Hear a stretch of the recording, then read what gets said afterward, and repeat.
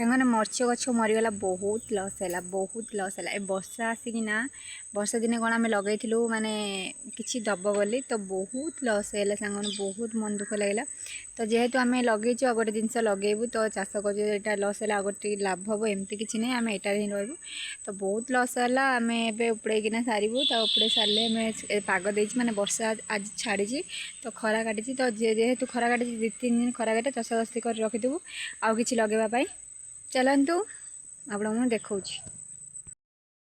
Hello hi सांग मैंने welcome my YouTube channel मो चैनल बहुत बहुत बहुत स्वागत सांग मैंने आज आपको जनइबी आमर माने जो लगाई खरा दिन मर्च तो सहीटा आज उपड़ेना आम अन्य किसी लगेबू कहीं से गछ मरीगला से लगी आपण को आज सेयार करम गछ उपड़ेबार कौन कौ भाया केमती मर्च उपड़ा हो तो आप वीडियो सेयार कर मोर फास्ट लास्ट जो मैंने नुआ थे मो चैनल को सब्सक्राइब कर दिंतु लाइक कर दिंतु कमेंट कर दो जो मैंने मो वीडियोटा देखुं।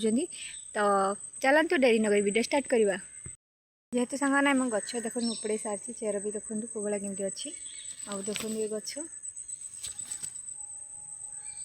फूल कषि भी देती आप देखा जेहेतु यहाँ रोग बेसी होगला अधिक गछ मरीगला से लगी आम एटा को आम उपड़ेकिना सारी दौचु आप पूरा उपड़े देखेबी।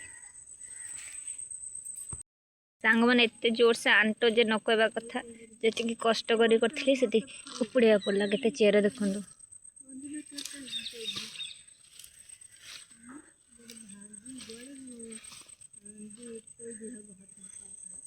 देखु तो फूल कषि अच्छे जेहेतु फूल कषि गोटे गोटारे भी अच्छे आम काढ़ीना फोपाड़ी दौचु।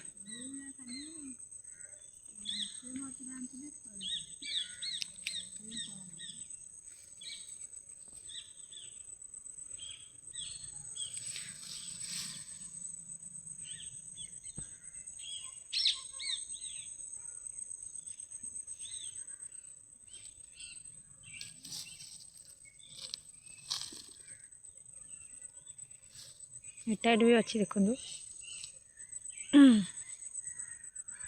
मैंने कला मर्च लगे कहीं जेहेतु कला मर्च लगे भल अधिक सेलिंग होली आम कला मर्च लगेलु जेहेतु यहाँ नुआ मर्च आम नुआ ए वर्ष कर तो ए वर्ष आमर किसी फल किसी भी भल आसनी।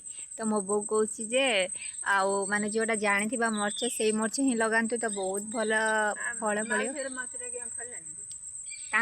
फललानी से भल फल ना माने ए मर्चटा जी फलिला फलिला तो आमर ये तो मरी जाऊँगी गछ जोटा अच्छी अच्छी आ गोटे गोटे रहा जो आम कौन रखू कि से लगे उपड़े फोपाड़ी दौचु कहीं आउ कि मर्च उपड़े सारे आगे लगेबू बोली ना कि बो ये कौन लगाब ये कौन लगाब जाननु आम चाष चाषी हेले कौन लगाब आपण मानक वीडियो मध्यम जनइबी। आउ ए बिलटा उपड़ेनु उपड़ेचु एतिकी तो फुल माने पूरा उपड़े सारे आम देखेबू।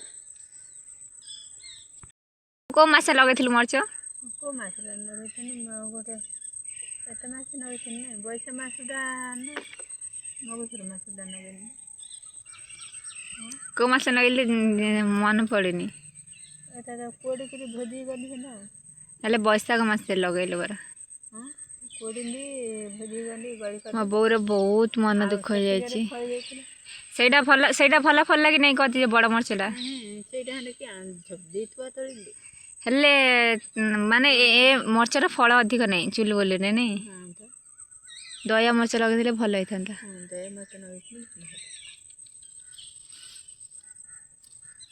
हेले एटार बहुत लस है नहीं वर्ष जाए किसी है टाइल कर नगाहनी जोड़ा जानी थे से मर्च लगे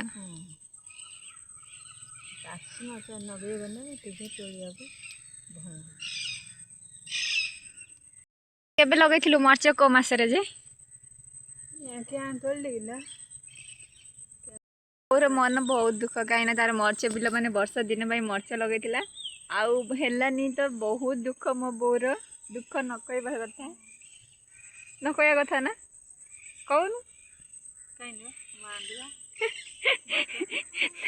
मर्च आंजुला कहीं से कौन देखो भले उपरू टे देखो ये भाया मर्च तार फलची माने कला मर्च बहुत दिन रेट जाता नष्ट होगला तार बहुत तार गोटे फोटो काढ़ी ଦେଖନ୍ତୁ ମୋ ବୋଉ ମର୍ଚ ଧରିଛି ବୋଲି କହୁଛି ଆଞ୍ଜୁଳା କରି ଦେଖେଇ। କେମିତି ଲାଗୁଛି ମର୍ଚ? ଭଲ ଲାଗୁଛି? କୁହ। କାହିଁ ମୁଁ ଭିଡ଼ିଓ ବନଉଛି, ମୁଁ ପରେ ଦେଖେଇ। କହୁନୁ ଭଲ ଲାଗୁଛି ନାଇଁ ମର୍ଚ? ଭଲ ଲାଗୁଛି ନାଇଁ କହ। ମର୍ଚ ସୁନ୍ଦର ହେଇଛି ନା? କହୁନୁ କହିଲେ ଯେ କହି ସୁନ୍ଦର ହେଇଛି। ସୁନ୍ଦର ହେଇନି? ହେଲେ ଆଇନେ ତତେ ଲାଭ ମିଳିଲା ନା ଲଷ୍ଟ ହେଲା କହ ତ? ନଷ୍ଟ ହେଲା ବହୁତ। କାହିଁ କାନ୍ଦୁନୁ? ମୋ ବୋଉ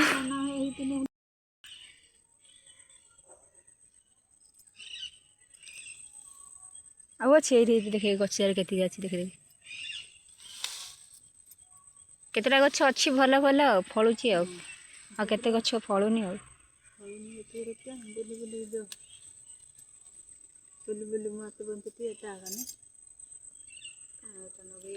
ସେମାନେ ସିଜନ୍ ରହୁଛି, ଆମେ ଅଦର ସିଜନ୍ରେ ଲଗେଇଦେଲୁ, ଗଛ ଭଲ ହେଇଥିଲା। ଆଉ ଦେଖିପାରୁଥିବେ ବର୍ଷା ଯୋଗୁଁ କୋଉଭଳିଆ କେମିତି ଛିଞ୍ଚତ୍ରିଆ ହୋଇଯାଇଛି। ଆଉ ଆପଣମାନେ ଦେଖନ୍ତୁ ଏସବୁ ମରି ବି ଯାଇଛି, ଦେଖିପାରୁଥିବେ। ମାନେ ଏଇଟା ଖାଲ ହେଇଯାଇଛି ନା, ସେଥିଲାଗି ଏତେ ପୁରା ସବୁ ମରିଯାଇଛି। ଆପଣ ଦେଖାଯାଉଛି କି ନା ମୁଁ ଜାଣିପାରୁନି।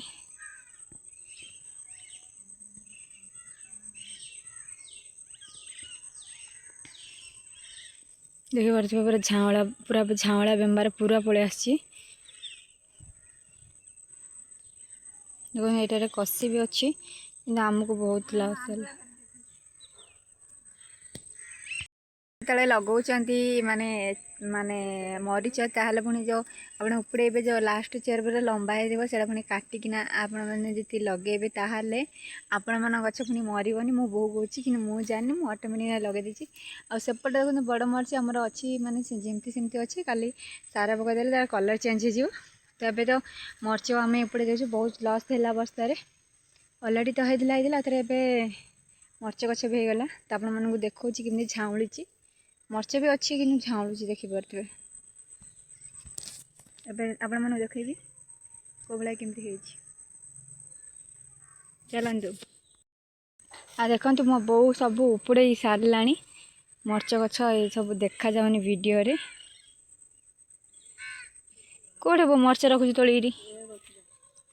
ଦେଖନ୍ତୁ ଏଇଟା ଗଛଟାରେ କେତେ ମରିଚ କେତେଗୁଡ଼ା ଅଛି, କେତିକି ସବୁ ତୋଳିବ ବୋଲି ମୋ ବୋଉ ପୁରା ବସି ପଡ଼ିଲାଣି।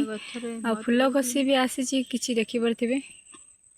ନାଇଁ ଲୋ ବୋଉ, ଫୁଲକଷି କେତେଟା ଆସିଛି, କେତେଟା ଆଇନି?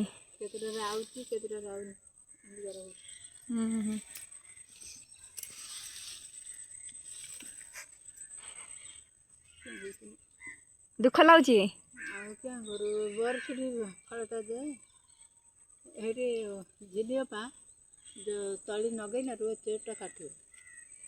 ଆପଣମାନେ ଯେତେବେଳେ ମରିଚ ଗଛ କିଏ ମୁଁ ଏପଟେ ଦେଉଛି ଲୋ? ଦେଖ ମୋ ବୋଉ କହୁଛି ଆମର ମରିଚ ଗଛ ପୁରା ମରିଗଲା, ସେଥିଲାଗି ମୁଁ ଉପଡ଼େଇକିରି ଫୋପାଡ଼ି ଦେଉଛି। କାହିଁକିନା ଆଉ କିଛି ଲଗେଇଲେ, ବର୍ଷା ଦିନ ଷ୍ଟାର୍ଟିଂ ହେଇଗଲାଣି, ଆଉ କିଛି ଲଗେଇଲେ କିଛି ହେବ ବୋଲି ମୋ ବୋଉ ପୁରା ଉପଡ଼େଇକିନା, ପୁରା ଦେଖିପାରୁଥିବେ, ପୁରା ଉପଡ଼େଇକିନା ଫୋପାଡ଼ି ଦେଇଛି। ଦେଖିପାରୁଥିବେ ଟିକେ ଟିକେ ଗଦା ହେଇଛି, ଆପଣମାନଙ୍କୁ ଦେଖାଯାଉନି। ଆଉ ଫୁଲ୍ ଏ ବିଲଟା ଅଛି, ଦେଖନ୍ତୁ। ଯେଉଁ ଆପଣମାନଙ୍କ ସାଙ୍ଗରେ ଭିଡ଼ିଓ ସେୟାର କରିଥିଲି, ତ ଯେଉଁ ରେଗୁଲାର ବର୍ଷା ହେଲା, ଗୋଟେ 10 ଦିନ ବର୍ଷା ହେଲା, ତ ପାଣି କୁଆଡ଼େ ଗଲାନି। ଯେହେତୁ ପାଣି କୁଆଡ଼େ ଗଲାନି, ମାନେ ଜୋରସେ ବର୍ଷା ହେଲେ ପଳାଇଯିବ, କିନ୍ତୁ ଧୀରେ ଧୀରେ ବର୍ଷା ହେଲା, ସେଥିପାଇଁ ଯୋଉଠି ପାଣି ସେଇଠି ହେଲା। ଡେଲି ବର୍ଷା ହେଲେ ମରିଚ ଗଛ ତ ଏମିତିରେ ବି ଝାଉଁଳିଯାଏ, ତ ମରିଗଲା। କହୁଛି ଖରାଦିନେ ବି ମରିଚ, ମାନେ ବିହନ ହିଁ ଭଲ ନାହିଁ। ଆଉଥରେ ଚେର କାଟିକିରି ଲଗେଇଦେଲେ କ'ଣ ହେବ? ଚେର କାଟି ଲଗେଇଲେ ମରିଯିବେ। ଦେଖନ୍ତୁ କେତେ ଫୁଲ କଷି ଆସିଛି, କିନ୍ତୁ ଆମେ ଉପଡ଼େଇ ଦେଉଛୁ। ମୋ ବୋଉ ଗୋଟେ ଗଛ ମାନେ ମରିଗଲା, କିମ୍ବା ଫଳ ଟିକେ କମ୍ ହେଲା ବେଳେ ଉପଡ଼େଇକିନା ମୋ ବୋଉ ସବୁ ଫୋପାଡ଼ି ଦେଉଛି। ଦେଖନ୍ତୁ ସାଙ୍ଗମାନେ, ମୋ ବୋଉ କିନ୍ତୁ ଉପଡ଼ଉଛି ସେଇଠି ମରିଚ ଗଛ।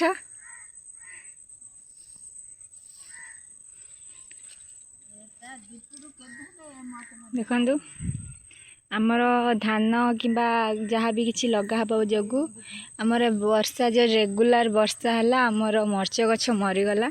ଯେହେତୁ ଅଧା ଅଧା ମରିଗଲା, ମୋ ବୋଉ ସବୁ ଉପଡ଼େଇକିନା ତାକୁ ଫୋପାଡ଼ି ଦେଉଛି। ଦେଖିପାରୁଥିବେ ମରିଚ ଅଛି, ଦେଖନ୍ତୁ।